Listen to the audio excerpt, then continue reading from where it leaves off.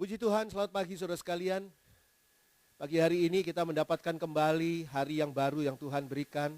Penuh kasih karunia karena kita boleh menikmati berkat firman Tuhan melalui rekaman video di YouTube channel Tabernakel Kasih ini. Dan pagi hari ini kita kembali akan menikmatinya di dalam kemurahan Tuhan.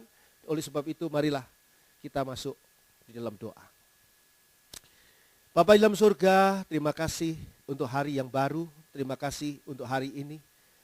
Kami percaya Tuhan, semua apa yang menjadi berkat Tuhan tersedia bagi kami pada hari ini dan dalam hidup kami. Khususnya pada pagi hari ini kami akan menikmati firman Tuhan. Tolong kami ya Bapa untuk membuka hati kami bagi firman Tuhan yang akan disampaikan. Dan biarlah firman Tuhan itu berperan sungguh-sungguh dalam hidup kami, sehingga sepanjang hidup kami akan diberkati oleh firman Tuhan yang hari ini kami dengar. Tuhan berkati akan semua orang yang mengikuti, melihat, mendengarkan melalui video ini dan melalui juga rekaman suara. Biarlah Tuhan, Engkau sendiri yang akan mengurapi mereka dengan urapan kuasa Roh-Mu yang kudus, sehingga konsentrasi mereka, perhatian mereka boleh benar-benar tertuju, terpusat pada firman Tuhan saja. Tuhan, hamba-Mu menyerahkan diri, biarlah kuasa Tuhan, urapan Roh Kudus Tuhan meliputi dan mengisi hamba-Mu ini, sehingga hamba-Mu bisa menyampaikan firman Tuhan dengan benar, sesuai dengan apa yang Tuhan maksudkan. Terima kasih Bapa di dalam surga, di dalam nama Tuhan Yesus Kristus, kami berdoa dan ucapkan syukur. Haleluya. Amin. Puji Tuhan, saudara sekalian, pagi hari ini kita akan melanjutkan firman Tuhan yang sebetulnya ini sebuah firman Tuhan yang terdiri atas 3 bagian, jadi trilogi dari firman Tuhan tentang peristiwa yang terjadi kurang lebih tahun 858 sebelum Masehi, yaitu ketika Samaria dikepung.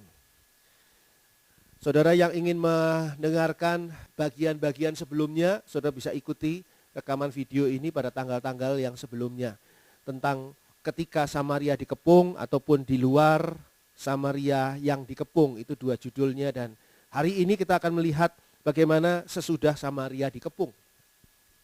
Pada waktu itu Samaria dikepung oleh seorang raja bernama Ben-Hadad, Raja Aram, yang mengepung Samaria. Dan dengan dikepung Samaria, maka Samaria yang berupa sebuah kota yang besar yang dikelilingi oleh benteng dan hanya mempunyai pintu-pintu gerbang saja yang biasanya dibuka. Cuma karena dikepung jadi ditutup. Dan mereka berjaga-jaga di dalam kota Samaria ini atau benteng Samaria ini. Dan tentara Aram yang dipimpin oleh Ben-Hadad ini ada di luar mengepung mereka. Kemah-kemahnya sudah berdiri di situ dan begitu banyak mereka. Nah, kepungan ini membuat lama-kelamaan di dalam Samaria terjadi kelaparan. Karena bahan makanan tentu saja habis.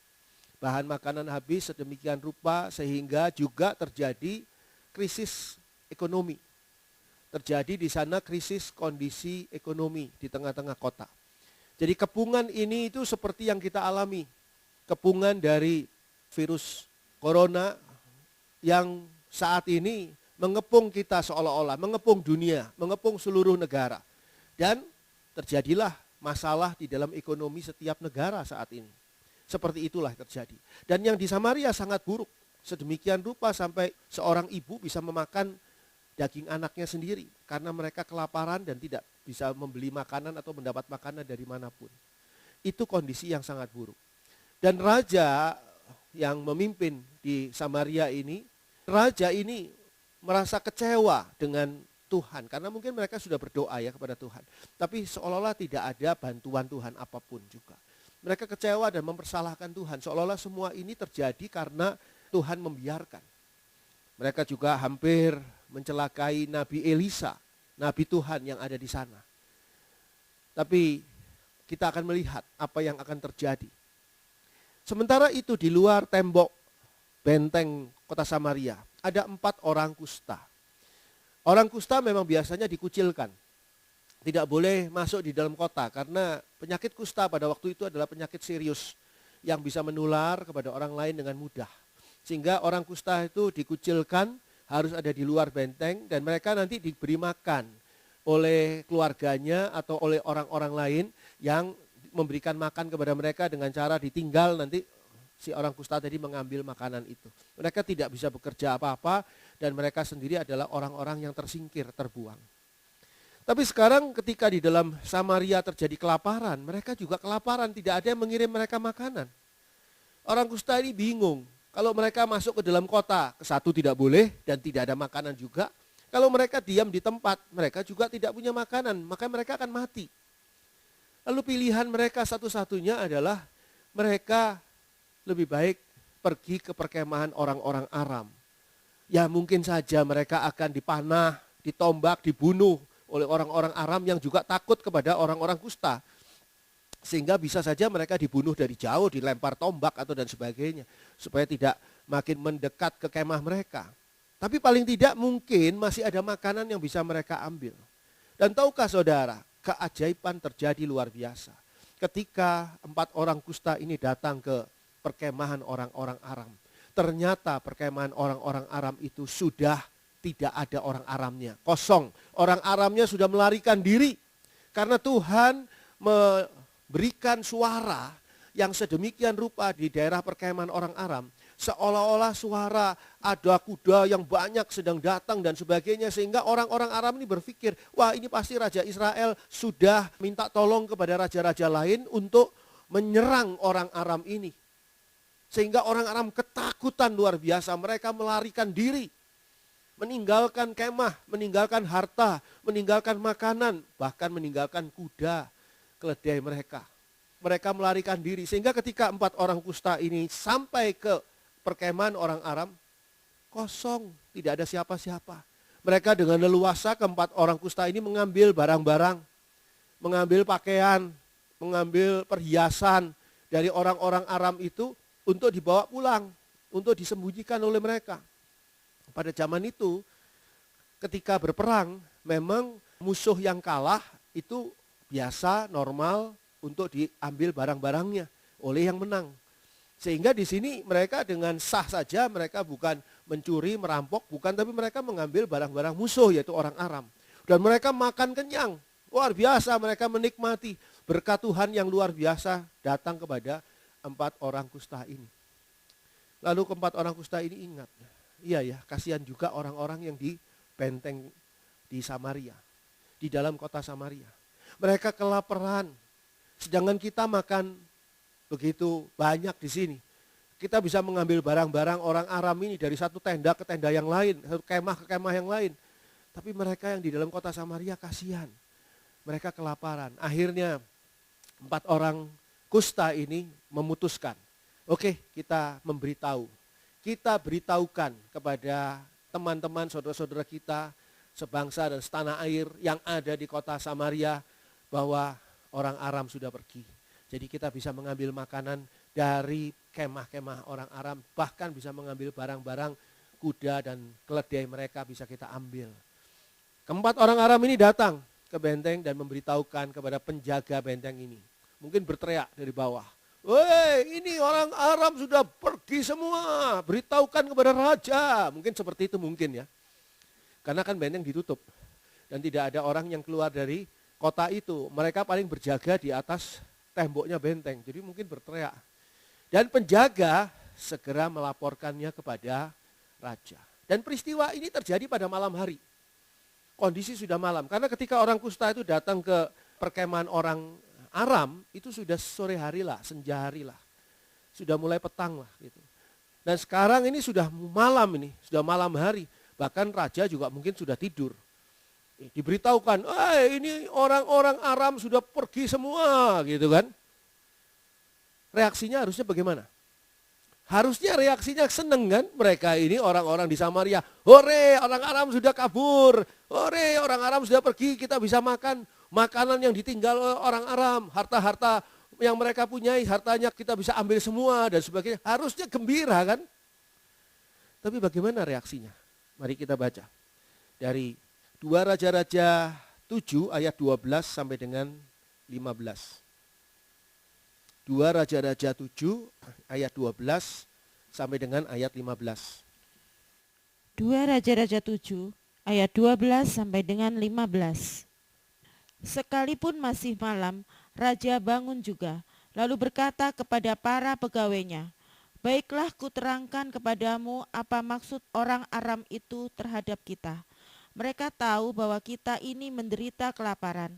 Sebab itu mereka keluar dari tempat perkemahan untuk menyembunyikan diri di padang, sambil berpikir, apabila orang Israel keluar dari dalam kota, kita akan menangkap mereka hidup-hidup, kemudian kita masuk ke dalam kota."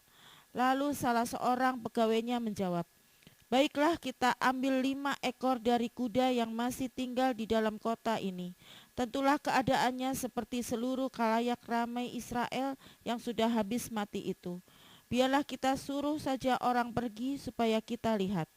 Sesudah itu mereka mengambil 2 kereta kuda. Kemudian raja menyuruh mereka menyusul tentara Aram sambil berkata, "Pergilah melihatnya." Lalu pergilah mereka menyusul orang-orang itu sampai ke sungai Yordan, dan tampaklah seluruh jalan itu penuh dengan pakaian dan perkakas yang dilemparkan oleh orang Aram pada waktu mereka lari terburu-buru. Kemudian pulanglah suruhan-suruhan itu dan menceritakan hal itu kepada raja. Ternyata reaksi dari orang-orang Israel di dalam benteng kota Samaria, ketika mendengar kabar baik yang datangnya dari 4 orang kusta ini. Kabar baik yang sudah dirasakan, dialami oleh keempat orang kusta ini. 4 orang kusta ini memberikan kesaksian bahwa kami ini sudah pergi ke sana dan ternyata di sana kosong, tidak ada siapa-siapa. Sudah memberi kesaksian seperti itu. Apa reaksi mereka? Reaksi raja, curiga. Kabar baik itu disambut dengan kecurigaan. Ayat 12 mengatakan begini, sekalipun masih malam, raja bangun juga lalu berkata kepada para pegawainya, "Baiklah, kuterangkan kepadamu apa maksud orang Aram itu terhadap kita. Mereka tahu bahwa kita ini menderita kelaparan. Sebab itu mereka keluar dari tempat perkemahan untuk menyembunyikan diri di padang sambil berpikir, apabila orang Israel keluar dari dalam kota, kita akan menangkap mereka hidup-hidup, kemudian kita masuk ke dalam kota." Jadi curiga dengan kondisi yang orang Aram tidak ada di perkemahannya. Raja Israel berpikir, ini strategi perangnya si orang Aram. Orang Aram ini sengaja meninggalkan kemahnya dan membiarkan makanan dan sebagainya ada di kemah itu. Untuk apa? Untuk menjebak orang Israel supaya keluar dari Samaria, dari tembok pertahanan Samaria, lalu nanti pergi ke perkemahan Aram dan mereka diserang oleh orang Aram dan orang Aram akan masuk ke kota Samaria dan menaklukkannya. Itu pikirannya. Kabar baik itu disambut dengan kecurigaan. Dan kedua, kabar baik ini juga disambut dengan strategi perang. Jadi Raja Israel ini tidak mau kalah. Kalau orang Aram dianggapnya punya strategi perang seperti itu, maka Raja Israel ini juga membuat strategi perang. Ayat 13 dan 14 mengatakan begini. Lalu salah seorang pegawainya menjawab, "Baiklah, kita ambil 5 ekor dari kuda yang masih tinggal di dalam kota ini." Kenapa kok tinggal 5 ekor? Ya kudanya pada mati, kekurangan makanan. Tinggal 5 ekor nih yang hidup nih. Yang lain mungkin sudah disembelih juga, kudanya sudah dimakan mungkin sama penduduk di Samaria. Tentulah keadaannya seperti seluruh khalayak ramai Israel yang sudah habis mati itu. Banyak sekali penduduk Israel ini, penduduk Samaria ini yang sudah mati karena kelaparan. Biarlah kita suruh saja orang pergi supaya kita lihat. Jadi suruh pakai 5 kuda ini untuk pergi ke sana ngelihat. Tidak percaya dia dengan apa yang disampaikan oleh keempat orang kusta ini. Sesudah itu mereka mengambil 2 kereta kuda. Kemudian raja menyuruh mereka menyusul tentara Aram sambil berkata, "Pergilah melihatnya." Jadi disuruh pergi untuk melihat, ini strateginya. Kamu lihat coba keadaannya, kamu selidiki. Kirim orang-orang ini menjadi spy. Apakah benar seperti itu ini? Kirim James Bond ini seolah-olah diturunkan itu untuk apa? Menyelidiki benar enggak ini orang kusta ngomongnya ini. Dan kalau orang kusta ini ngomongnya benar, jangan-jangan ini strateginya orang Aram untuk menjebak kita semua. Orang seringkali tidak percaya kepada kebenaran. Orang yang tidak percaya kepada kebenaran itu akan cenderung untuk curiga dan punya aneka strategi untuk melawan kebenaran itu. Jadi orang yang tidak percaya kepada kebenaran akan terpancing untuk curiga. Mau apa dia ini kira-kira nih? Mau apa ini? Dia punya maksud apa? Padahal yang disampaikan adalah sesuatu yang benar. Dan kedua, orang itu akan mempunyai strategi, aneka strategi, macam-macam strategi untuk melawan kebenaran itu. Dan dunia ini penuh dengan ketidakbenaran. Dunia ini penuh dengan tipuan. Dunia ini penuh dengan kebohongan. Sehingga apa? Wajar kalau manusia cenderung untuk tidak percaya kepada kebenaran. Untuk merasa pasti bohong ini. Pasti ada bohongnya. Sehingga terus mulai curiga. Karena curiga mulai punya strategi untuk melawan perkataan yang sebetulnya benar itu. Dan ini merupakan hal yang terjadi ketika kabar baik itu disampaikan. Walaupun itu kabar baik, orang bisa nggak percaya. Karena apa? Karena apa yang ada di dalam hati mereka, nggak mungkin seperti ini. Ayat 15 mengatakan begini, lalu pergilah mereka menyusul orang-orang itu sampai ke sungai Yordan. Dan tampaklah seluruh jalan itu penuh dengan pakaian dan perkakas yang dilemparkan oleh orang Aram pada waktu mereka lari terburu-buru.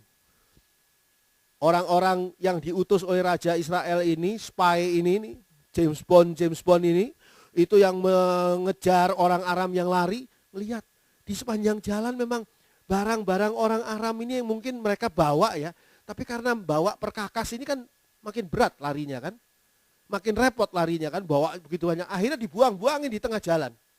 Malah mereka ada yang bawa pakaian, sempat bawa pakaian, dilepas-lepas semua, dibuang semua. Dikatakan di sini pada ayat 15 tadi. Penuh dengan pakaian dan perkakas yang dilemparkan oleh orang Aram pada waktu mereka lari terburu-buru. Kelihatan sekali kalau ini terburu-buru. Kalau orang yang nggak terburu-buru kan mungkin tetap dibawa barang-barang itu. Atau kalau mau ditinggal juga ya dilipat dulu lah, ditaruh di pinggir jalan yang rapih gitu kan. Nanti bisa diambil lagi. Ini enggak, lepas aja, buang, panik. Orang Aram ini lari dengan kondisi panik. Terlihat dari bekas-bekasnya.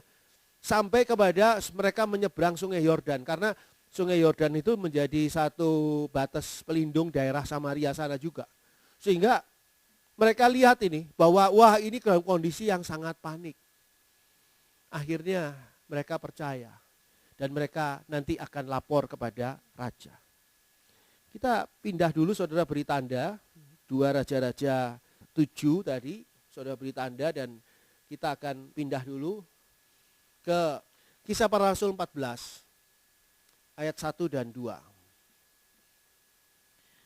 Kisah Para Rasul 14 ayat 1 dan 2.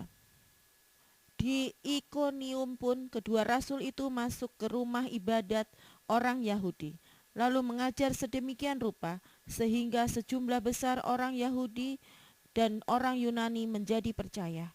Tetapi orang-orang Yahudi yang menolak pemberitaan mereka memanaskan hati orang-orang yang tidak mengenal Allah dan membuat mereka gusar terhadap saudara-saudara itu.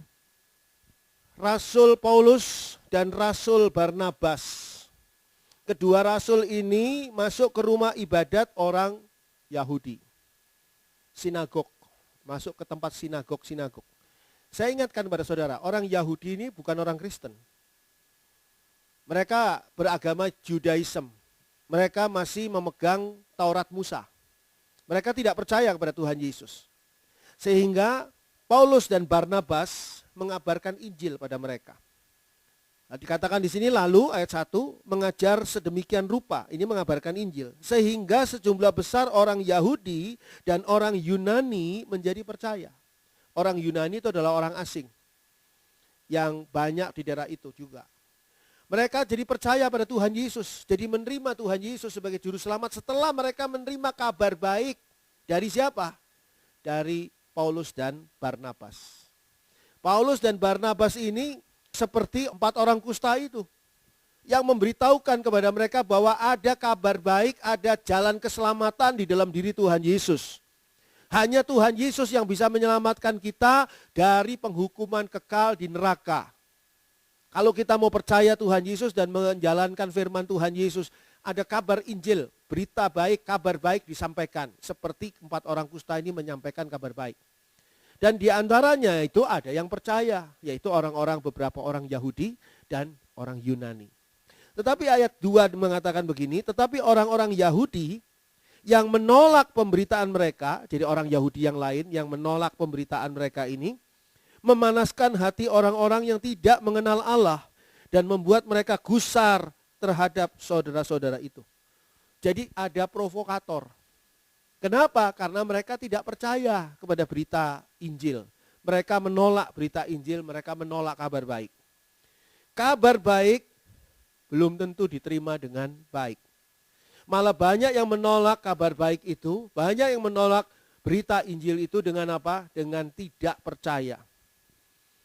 Dan bukan saja mereka melawan kabar baik, tapi mereka malah memprovokasi, menjadi provokator bagi orang lain untuk memusuhi kabar baik.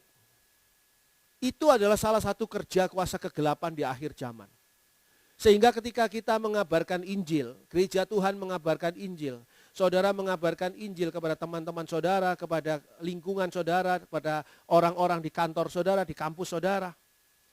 Bukan cuma mereka menolak dan tidak mau percaya kepada apa yang saudara sampaikan sebagai kabar baik, tapi mereka malah membuat strategi untuk menghancurkan kabar baik yang kita sampaikan itu. Mereka katakan, wah ini kristenisasi. Wah ini tipuan orang-orang Kristen untuk mengkristenkan kita. Untuk memurtadkan kita dari kepercayaan kita. Padahal yang kita sampaikan adalah kabar baik. Bahwa Yesus satu-satunya jalan menuju keselamatan. Tidak ada seorang pun yang bisa sampai kepada surga, kepada Allah, kepada Bapa kalau tidak melalui Kristus.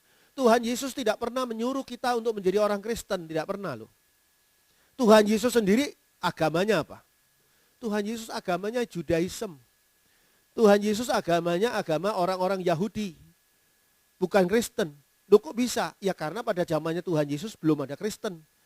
Agama Kristen itu baru ada kurang lebih setelah 60 tahun setelah Tuhan Yesus naik ke surga. Barulah rasul-rasul ini mengabarkan Injil dan membuat gereja-gereja dan mereka semua mengatakan dirinya bahwa mereka itu penganut Kristus atau dengan kata lain Kristen. Tapi bukan masalah jadi Kristen atau tidak. Saudara beragama apapun silahkan. Tapi yang penting percaya Tuhan Yesus sebagai juru selamat satu-satunya. Percaya Tuhan Yesus sebagai Tuhan dan juru selamat kita satu-satunya. Dan menjalankan firman Tuhan Yesus. Tuhan Yesus datang ke dalam dunia tidak untuk mendirikan agama. Tapi Tuhan Yesus datang ke dalam dunia untuk memberikan jalan keselamatan. Kristen, pengajaran Yesus adalah jalan keselamatan menuju surga. Bukan masalah agama. Jadi ini yang menjadi hal yang ditentang oleh banyak orang. Ketika kita, saudara dan saya, memberikan pemberitaan kabar baik. Kita kan sudah mengalami Tuhan Yesus. Karena kita sudah mengalami Tuhan Yesus, kita ingin menyampaikan kabar baik itu. Dan saya beritahukan kepada kita semua. Saudara kalau mau pergi menginjil, mengabarkan Injil, itu bukan berarti saudara harus sekolah teologi, mengerti tekniknya berkhotbah. Oh enggak usah. Saudara cukup menceritakan pengalaman saudara dengan Tuhan Yesus kepada orang lain. Ceritakan kepada orang lain pengalaman saudara dengan Tuhan Yesus. Itu saudara sudah mengabarkan Injil. Itu saudara sudah menyampaikan tentang kebaikan Tuhan Yesus dalam hidup saudara. Saudara bisa bertanya pada diri saudara sendiri, mengapa kok saya percaya Tuhan Yesus? Mengapa kok saya mengikut Tuhan Yesus? Lalu saudara jawab pertanyaan saudara sendiri itu dengan jawaban saudara, versi saudara. Saya mengikuti Tuhan Yesus karena saya diselamatkan oleh Tuhan Yesus. Hidup saya yang lama diubah oleh Tuhan Yesus menjadi hidup yang baru dan sebagainya. Itu mengabarkan Injil. Sehingga saudara bisa menyampaikan berita tentang Kristus dengan gaya bahasa saudara. Persis seperti keempat orang kusta ini ketika menyampaikan kabar baik tentang larinya orang-orang Aram, mereka tidak berretorika, mereka tidak berkhotbah, mereka tidak berkampanye, tidak, mereka menyampaikan dengan gaya bahasa mereka. Itu cukup. Dan itu yang terbaik. Dan itulah yang terjadi. Dan bukan saja kabar baik yang mereka tidak percayai. Bukan saja kabar baik ini yang tidak dipercayai oleh Raja Israel, oleh orang-orang di dalam kota Samaria yang terkepung itu. Tapi yang tidak dipercaya oleh orang-orang Samaria yang terkepung ini juga nubuatan Tuhan. Mari kita baca 2 Raja-Raja 7. Kita kembali ke 2 Raja-Raja. 2 Raja-Raja 7 ayat 1 dan 2. 2 Raja-Raja 7 ayat 1 dan 2. Lalu berkatalah Elisa, dengarlah firman Tuhan. Beginilah firman Tuhan, besok kira-kira waktu ini sesukat tepung yang terbaik akan berharga sesikal dan 2 sukat jelai akan berharga sesikal di pintu gerbang Samaria. Tetapi perwira yang menjadi ajudan raja menjawab abdi Allah, katanya, sekalipun Tuhan membuat tingkap-tingkap di langit, masakan hal itu mungkin terjadi? Jawab abdi Allah, sesungguhnya engkau akan melihatnya dengan matamu sendiri, tetapi tidak akan makan apa-apa daripadanya. Bukan hanya kabar baik yang tidak mereka percayai.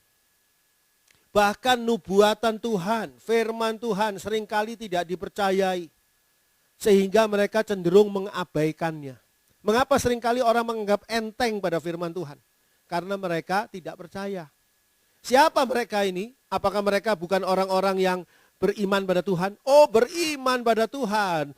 Contohnya di sini dikatakan pada ayat 2. Tetapi perwira yang menjadi ajudan raja menjawab abdi Allah.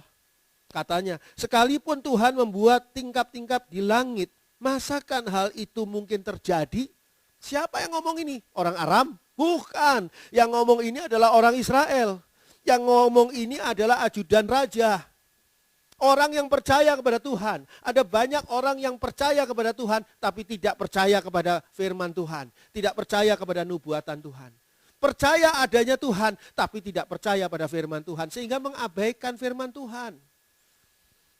Dikatakan di sana pada ayat 1, Nabi Elisa mengatakan begini. Dengarlah firman Tuhan. Jadi ini bukan firmannya Nabi Elisa. Ini firman Tuhan. Sama seperti khotbah saya ini. Dengarlah firman Tuhan. Ini bukan perkataan saya loh. Ini firman Tuhan. Beginilah firman Tuhan. Nubuatan Tuhan begini. Besok kira-kira waktu ini. Artinya besok kira-kira di jam seginilah. Sesukat tepung yang terbaik akan berharga sesikal. Dan 2 sukat jelai akan berharga sesikal di pintu gerbang Samaria. Bagaimana ada sesukat tepung? Boro-boro ada tepung. Bagaimana ada jelai gandum? Bagaimana enggak ada, sudah kekeringan. Tapi nubuatan Tuhan. Besok akan terjadi mujizat Tuhan seperti ini. 1 sukat itu kurang lebih 12 liter. Atau 43 kilogram. Jadi 1 sukat ini 12 liter 43 kilogram tepung terbaik harganya 1 sikal. Kemarinnya sudah kita hitung kurang lebih 1 sikal itu 4.377 rupiah. Atau 5.000 rupiah. Jadi bandingkan saudara bisa bandingkan dengan harga tepung sekarang 43 kilogram tepung harganya cuma 5.000 rupiah. Betapa murahnya harga itu. Tapi mari kita bandingkan juga dengan harga sebuah kepala keledai pada waktu itu. Kalau saudara membacanya pada ayat 24 dan seterusnya. Dikatakan di sana, sebuah kepala keledai ayat 25 berharga 80 sikal perak. Sedangkan ini 43 kilogram tepung terbaik harganya cuma 1 sikal. Kalau ini 80 sikal kepala keledai. Pada zaman kelaparan, orang-orang Samaria dikepung ini, harganya kepala keledai yang biasanya tidak berharga, itu jadi naik harganya menjadi 80 sikal perak. Sementara Nabi Elisa bilang, besok ini tepung yang terbaik harganya cuma 1 sikal. Bandingkan juga perbedaannya, luar biasa. 5.000 katanya. Harga sebuah kepala keledai. Dan dikatakan di sana 2 sukat jelai gandum berharga 1 sikal. 2 sukat jelai, jadi kurang lebih 90-an kilo. Itu gandum yang masih ada kulitnya, itu berharga 1 sikal. berharga cuma Rp5.000. Bandingkan dengan harga tai merpati. Dikatakan di sana pada ayat 25, seperempat cup tai merpati berharga 5 shikal perak. Seperempat cup ini adalah setengah liter tai merpati, harganya 22.000. Artinya harganya tai merpati itu, seperempat cup tai merpati berharga 5 shikal perak, 5. Sedangkan ini 90 kiloan, kurang lebih 90 kilogram jelai itu harganya cuma 1 shikal. Saudara bisa bayangkan, gak masuk akal ini.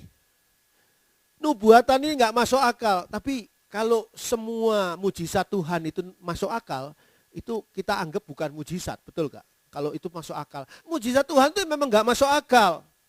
Besok hari akan terjadi surplus. Itu yang dinubuatkan oleh Elisa. Besok hari akan ada kelebihan makanan. Di mana? Di pintu gerbang Samaria. Artinya apa? Itu di pintu masuknya kota Samaria. Artinya apa? Artinya surplus ini, kelebihan makanan ini datangnya dari luar benteng Samaria, bukan dari dalam. Datangnya dari luar benteng Samaria. Betul, Nabi Elisa tidak mengatakan bahwa ini datangnya dari nanti kemah-kemah orang Aram. Tidak. Nabi Elisa memang tidak mengatakan bahwa kemah-kemah orang Aram akan ditinggalkan dan bahan makanannya semua akan kita ambil. Tidak. Tapi Nabi Elisa mengatakan bahwa surplus ini, bahwa kelebihan makanan ini, sampai makanan begitu murah harganya, itu datangnya dari luar benteng. Digambarkan di sini pintu gerbang Samaria. Tapi perwira ajudan raja ayat 2 tidak percaya kepada nubuatan Elisa. Lalu Elisa menyatakan apa? Elisa berkata begini pada ayat 2 bagian akhir. Jawab abdi Allah, jawab Elisa. Sesungguhnya engkau akan melihatnya dengan matamu sendiri, tetapi tidak akan makan apa-apa daripadanya. Apa artinya ini? Artinya ajudan raja ini akan melihat bahwa peristiwa itu betul terjadi.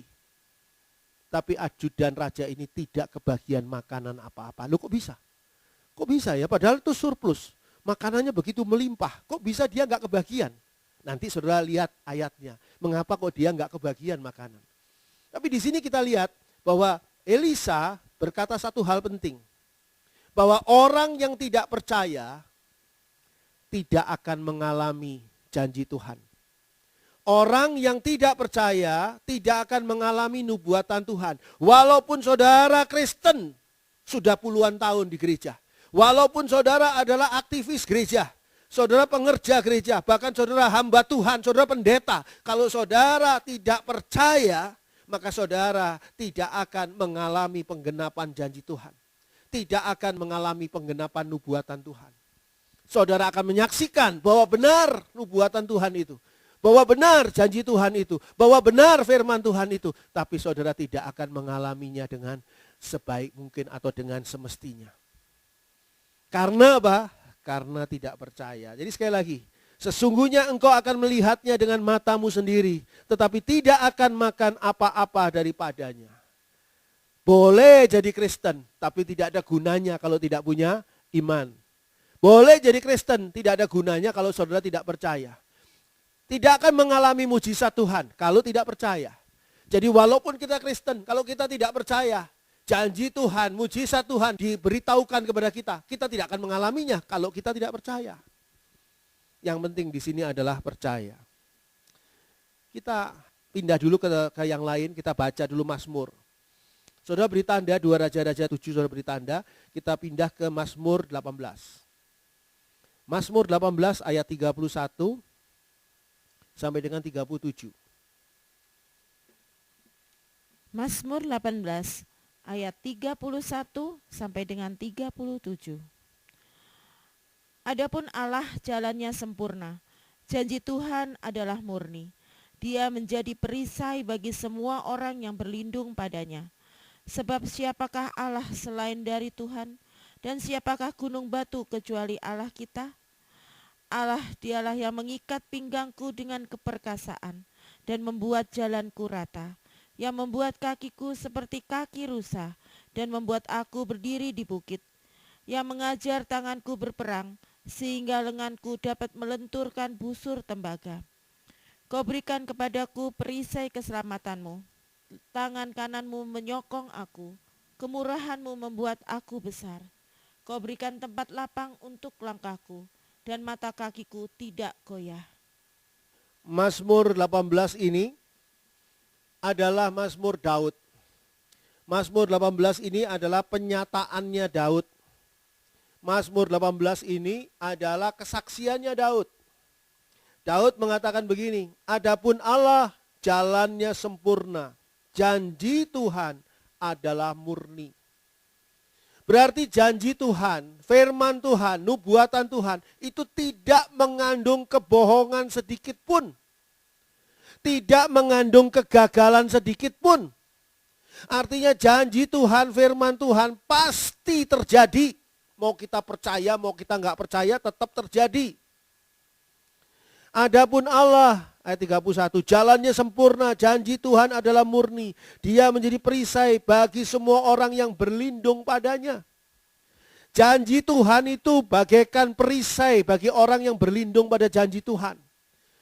Firman Tuhan itu seperti perisai bagi orang yang percaya pada firman Tuhan.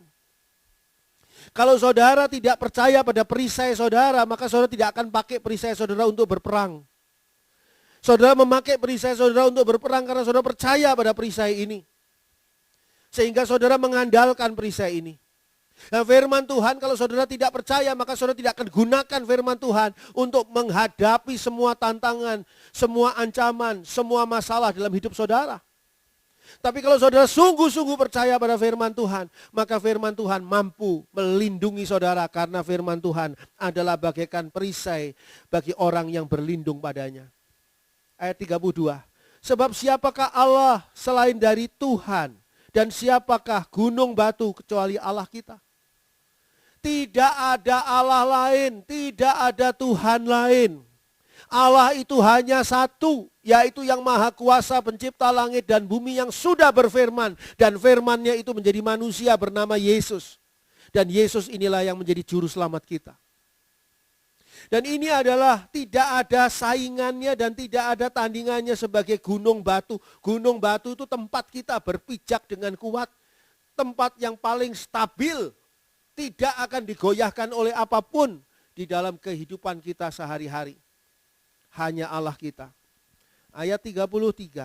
Allah dialah yang mengikat pinggangku dengan keperkasaan dan membuat jalanku rata. Jadi Allah yang membuat, dikatakan di sini, mengikat pinggangku. Kenapa kok ikat pinggang yang dipakai? Ikat pinggang ini adalah lambang kekuatan. Orang kuli-kuli yang biasa ngangkut beras dan sebagainya, ngangkut barang-barang berat di pelabuhan dan sebagainya, mereka seringkali memakai ikat pinggang yang kuat. Karena apa? Itu kekuatan mereka. Jadi otot perut ini yang buat ngangkat barang berat tadi. Nah ini ikat pinggang ini diberi atau kekuatan kita diberi oleh Tuhan yaitu keperkasaan. Kita tidak perkasa, tapi diberi keperkasaan di sana dan membuat jalanku rata. Jalan kita sebetulnya tidak rata. Jalan kita tuh bergelombang, jalan kita tuh banyak dengan bahaya. Tapi ketika kita memakai firman Tuhan, percaya pada firman Tuhan, kita jalani jalan kita, maka kita akan mendapatkan jalan kita itu menjadi rata. Yang membuat kakiku seperti kaki rusa dan membuat aku berdiri di bukit. Kenapa kok kaki rusa? Kenapa kok bukan kaki gajah yang agak besar? Kaki gajah kan besar. Kenapa kok dipakai kaki rusa? Kaki kita memang kayak kaki rusa. Saudara jangan lihat kaki saudara, enggak sama. Nah ini cuma perumpamaan aja. Terus saudara lihat kaki saudara, jangan.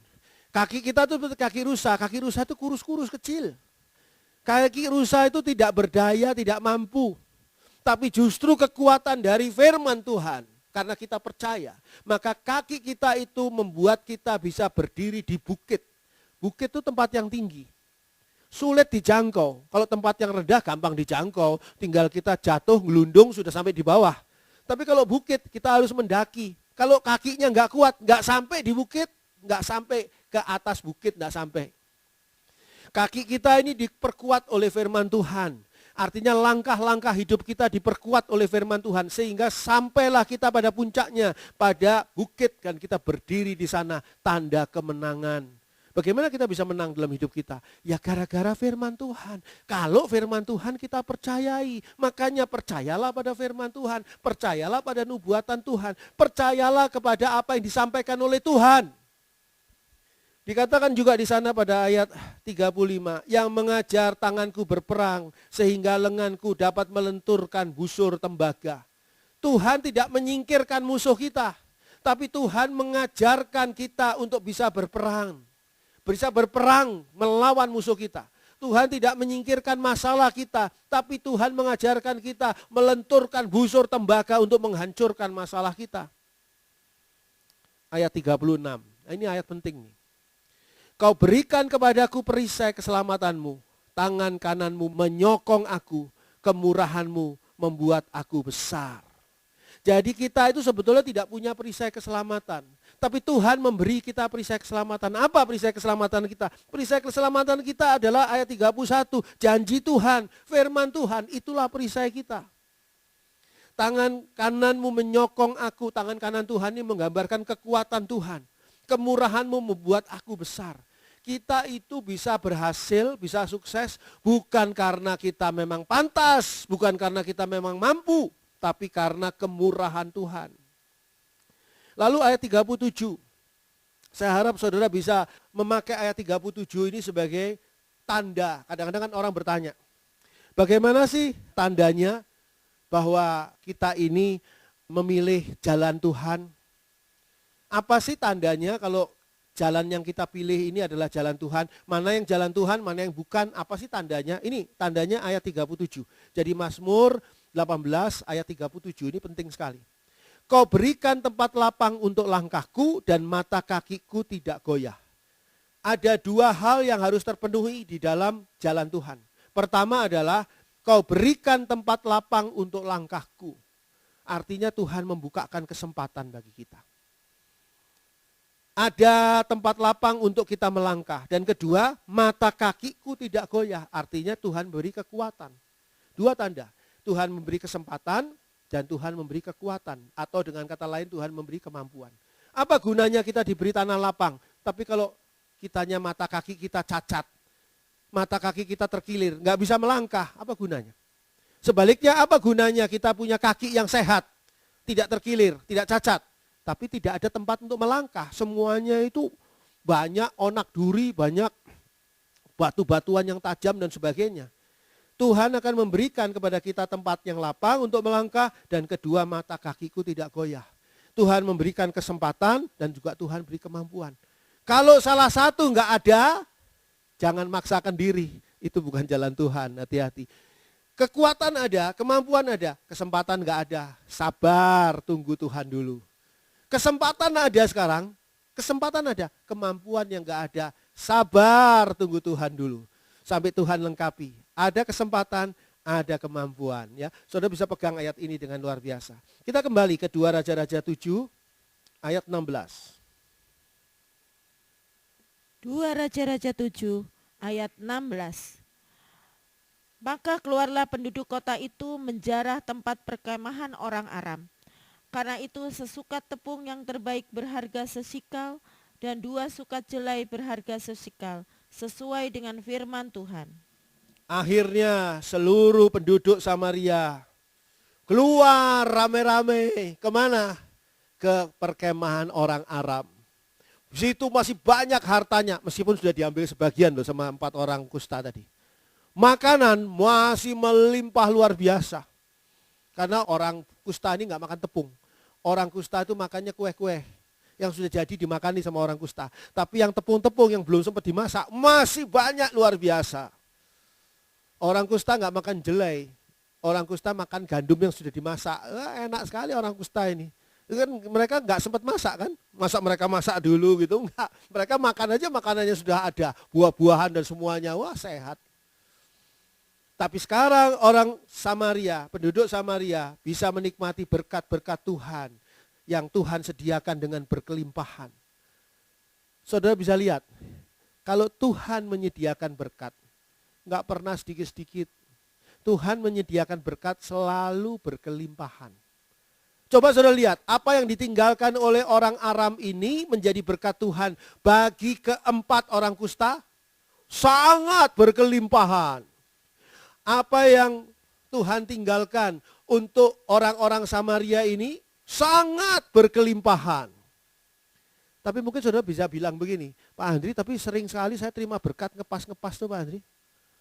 Jadi ya habis gitu, nanti besok ada lagi ya habis lagi, nggak bisa nyimpen. Coba saudara renungkan dulu, evaluasi diri saudara sendiri. Jangan-jangan saudara harus mengintrospeksi diri, jangan-jangan saudara tidak memakai berkat dengan baik. Jangan-jangan saudara sedang dididik Tuhan untuk mengelola berkat dengan baik. Ingat ada kalanya berkat itu harus kita simpan. Saudara masih ingat kisahnya Yusuf kan? Ketika dia menjadi raja muda di Mesir, Mesir kelaparan, 7 tahun penuh kelimpahan, apa yang dilakukan oleh Yusuf? Nyimpen, nabung. Untuk 7 tahun masa kelaparan. Sehingga ketika di masa kelaparan, Yusuf tidak bilang, mana Tuhan berkatmu Tuhan, mana? Enggak bilang begitu. Karena berkat di masa kelimpahan itu disimpan oleh Yusuf. Ditabung oleh Yusuf. Nah kalau saudara di masa kelimpahan saudara foya-foya, wah hidup saudara itu foya-foya, saudara pergi jalan-jalan ke luar negeri, nginep di hotel-hotel mahal, saudara makan makanan yang wah mahal-mahal, saudara foya-foya hidup saudara. Ya nanti di masa kekeringan, saudara terus mana Tuhan berkat Tuhan kok enggak ada. Ya Tuhan bilang, kan sudah saya kasih waktu itu. Kita harus belajar, berkat Tuhan itu pasti kelimpahan. Saudara dan saya disediakan surga. Surga itu kelimpahan luar biasa loh. Kita tuh sebenarnya cukup rumah biasa kan. Kita tinggal tuh cukup rumah biasa gitu kan. Rumah biasa, dikasih hidup kekal, terus dikasih tinggal di rumah biasa. Kan gitu kan. Tapi enggak loh. Tuhan memberikan kepada kita istana. Tuhan memberikan kepada kita hadirat Tuhan. Yang sangat mulia, sangat agung, sangat luar biasa. Dan itulah surga. Sangat berkelimpahan. Surga itu adalah gambaran kelimpahan.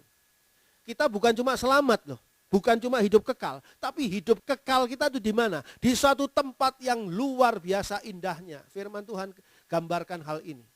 Itulah tempat hadirat Allah. Jadi kalau berkat Tuhan pasti kelimpahan. Kalau tidak kelimpahan, jangan-jangan ada yang salah dalam hidup kita. Jangan-jangan kita belum mengikuti firman Tuhan. Harusnya kita menyampaikan persembahan persepuluhan tapi enggak memberikan persembahan persepuluhan dengan benar. Kita potong persembahan persepuluhan. Hei jangan bilang-bilang, potong setengahnya. Ya Tuhan diam aja, tapi berkat saudara juga tertahan di situ. Jalani firman Tuhan sepenuhnya. Jalani firman Tuhan dengan benar. Nanti lihat, berkat Tuhan akan berkelimpahan dalam hidup saudara. Karena bukan saya yang ngomong ini firman Tuhan. Selalu berkat itu berkelimpahan. Akhirnya terjadilah nubuatan yang tadi sudah disampaikan Nabi Yesaya pada ayat 1. Dikatakan pada ayat 16 tadi. Karena itu sesukat tepung yang terbaik berharga sesikal dan 2 sukat jelai berharga sesikal sesuai dengan firman Tuhan. Tadi pada ayat 1 dinubuatkan oleh Nabi Elisa. Saya mengajak kita memberi tanda tetap pada 2 Raja-Raja 7 dan kita pindah ke Yesaya 55. Yesaya 55 ayat 10 dan 11. Yesaya 55 ayat 10 dan 11. Sebab seperti hujan dan salju turun dari langit dan tidak kembali ke situ, melainkan mengairi bumi, membuatnya subur dan menumbuhkan tumbuh-tumbuhan, memberikan benih kepada penabur dan roti kepada orang yang mau makan. Demikianlah firman-Ku yang keluar dari mulutku. Ia tidak akan kembali kepadaku dengan sia-sia, tetapi ia akan melaksanakan apa yang ku kehendaki dan akan berhasil dalam apa yang kusuruhkan kepadanya. Firman Tuhan itu mengandung kuasa Tuhan. Saya beritahukan kepada kita semua. Firman Tuhan itu mengandung wibawa Tuhan. Jadi firman Tuhan itu pasti digenapi. Pasti terjadi. Kadang-kadang kita seringkali ya menunggu firman Tuhan seolah-olah firman Tuhan akan terjadi di dalam waktu yang kita pikirkan. Salah. Firman Tuhan itu terjadi di dalam waktunya Tuhan. Waktu yang Tuhan tetapkan, tapi pasti terjadi. Dikatakan begini, sebab seperti hujan dan salju turun dari langit dan tidak kembali ke langit, tidak kembali ke situ. Ayat 10. Melainkan mengairi bumi, membuatnya subur dan menumbuhkan tumbuh-tumbuhan, memberikan benih kepada penabur dan roti kepada orang yang mau makan. Digambarkan seperti hujan. Hujan ini tidak pernah sebaliknya arahnya, selalu dari langit turun ke bumi dan mengairi bumi dan memberi kesuburan. Begitu juga firman Tuhan, ayat 11. Demikianlah firmanku yang keluar dari mulutku, kata Tuhan. Ia tidak akan kembali kepadaku dengan sia-sia, tetapi ia akan melaksanakan apa yang ku kehendaki dan akan berhasil dalam apa yang kusuruhkan kepadanya. Firman Tuhan tidak mungkin kembali dengan sia-sia. Firman Tuhan itu bukan firman manusia. Kalau perkataan manusia bisa song alias kosong. Saudara dijanjikan oleh teman saudara, nanti ya saya ini sedang ngerjakan proyek nih. Kalau proyek saya sukses nih, kamu saya kasih 2 miliar. Dia kerjakan proyek itu, di proyek itu malah dia celaka mati. Borong-borong dia ngasih 2 miliar, dia saja mati. Nah, itu omongan manusia. Kalau omongan manusia bisa zong, bisa tidak terpenuhi. Tapi kalau firman Tuhan tidak begitu. Oleh sebab itu percayalah pada firman Tuhan. Jangan seperti ajudan raja Israel ini tidak percaya kepada firman Tuhan. Orang yang tidak percaya kepada firman Tuhan akan rugi sendiri. Percayalah pada firman Tuhan. Kalau saudara dengarkan saya khotbah, jangan hanya saudara dengarkan, amini dan percayai apa yang dikatakan oleh firman Tuhan. Ini bukan kata-kata saya loh. Saya cuma alat. Saya cuma yang dipakai Tuhan untuk menyampaikannya. Seperti Nabi Elisa dipakai oleh Tuhan untuk menyampaikan nubuatan Tuhan. Dan nubuatan Tuhan itu pasti terjadi. Firman Tuhan tidak pernah gagal. Firman Tuhan tidak pernah tidak terwujud. Firman Tuhan pasti akan terwujud. Kita kembali ke 2 Raja-Raja 7. 2 Raja-Raja 7 ayat 17 sampai dengan ayat 20. 2 Raja-Raja 7 ayat 17 sampai dengan 20. Adapun raja telah menempatkan perwira yang menjadi ajudannya itu mengawasi pintu gerbang. Tetapi rakyat menginjak-injak dia di pintu gerbang. Lalu ia mati sesuai dengan perkataan abdi Allah yang mengatakannya pada waktu raja datang mendapatkan dia. Dan terjadi juga seperti yang dikatakan abdi Allah itu kepada raja. 2 sukat jelai akan berharga sesikal, dan sesukat tepung yang terbaik akan berharga sesikal. Besok kira-kira waktu ini di pintu gerbang Samaria. Pada waktu itu si perwira menjawab abdi Allah itu, sekalipun Tuhan membuat tingkap-tingkap di langit, masakan hal itu mungkin terjadi? Tetapi Elisa berkata, sesungguhnya engkau akan melihatnya dengan matamu sendiri, tetapi tidak akan makan apa-apa daripadanya. Demikianlah terjadi kepada orang itu. Rakyat menginjak-injak dia di pintu gerbang, lalu matilah ia. Sebetulnya ayat ini kan nggak usah diulangi lagi. Saudara bisa baca tadi di ayat 1 dan 2 dari 2 Raja-Raja pasal 7. Tapi diulangi lagi di sini. Pada 2 Raja-Raja 7 tadi, ayat 18, 19, terjadilah apa yang dikatakan oleh Nabi Elisa. Kenapa kok diulangi lagi di sini ayatnya? Karena penting dan sangat penting sekali. Sekali lagi, yang tidak percaya tidak akan mengalaminya.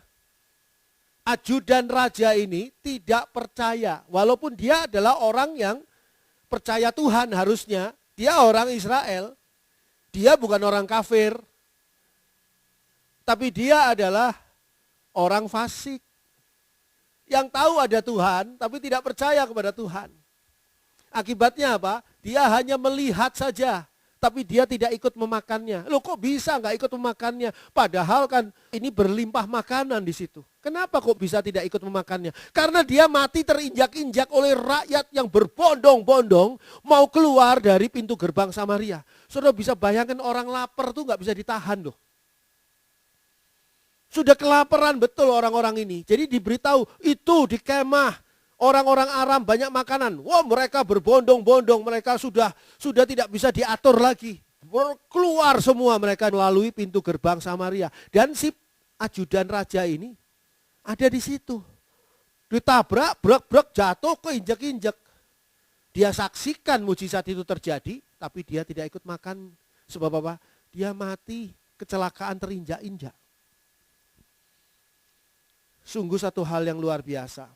Adapun ayat 17, raja telah menempatkan perwira yang menjadi ajudannya itu mengawasi pintu gerbang. Tetapi rakyat menginjak-injak dia di pintu gerbang, lalu ia mati sesuai dengan perkataan abdi Allah yang mengatakannya pada waktu raja datang mendapatkan dia.